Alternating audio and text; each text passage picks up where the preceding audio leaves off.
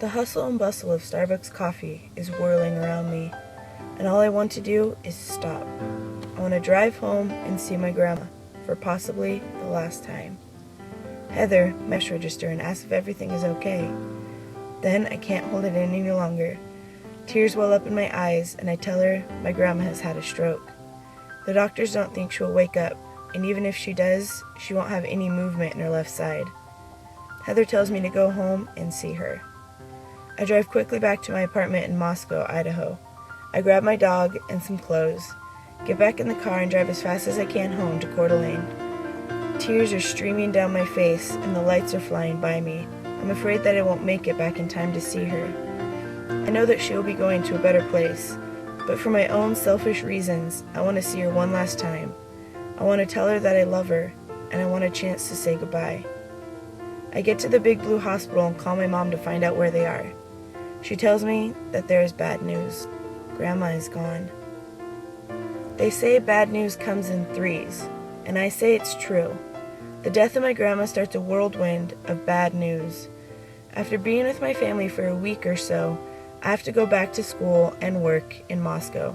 A few weeks later, when I'm home for Christmas, my parents sit me down for another big blow of bad news. Dad has cancer.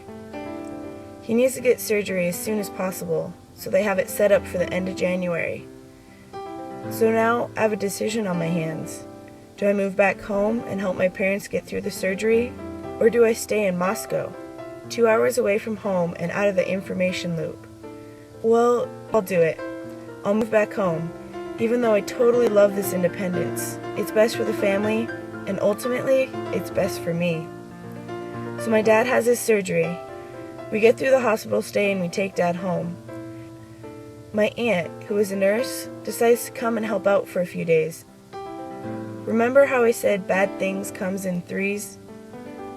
My aunt took a shower, and as she was walking back to her bedroom, my dog Oscar bit her foot. My mom came to me with more bad news. She said her and my dad had talked it over, and they thought it was best to put Oscar to sleep. My parents pointed out that Oscar has shown that he is aggressive, and that this could end up really bad for us with potential liability claims. If Oscar bit someone else, we could have a big lawsuit on our hands. I knew this is what had to happen, but how could I let my baby go? He was my best friend. He didn't care how I looked, where I worked, what my grades were. If I was sad, he was there for me. So I took my best friend, and I went to my room and I broke down.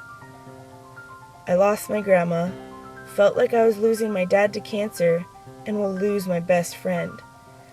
I couldn't think life could get any worse.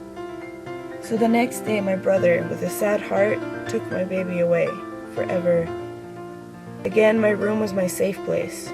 I couldn't move, think, and could barely breathe. He was really gone. Time started passing, and my dad was starting to heal. Then we got his blood test and the results from the surgery. He was still cancerous. Now he'd have to go through radiation.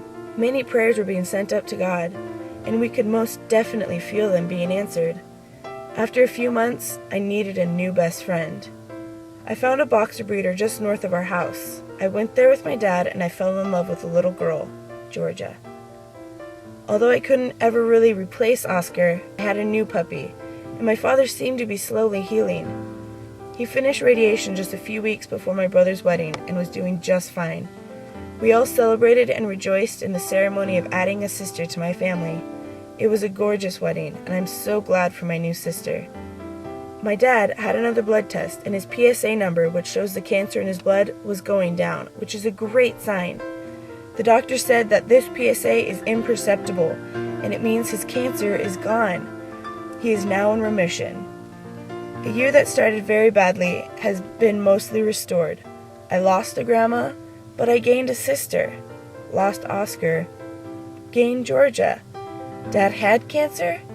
Now he doesn't. The Lord works in mysterious ways, and through all this strife, I've gotten so much stronger. After surviving all of this, I feel as though I can make it through anything.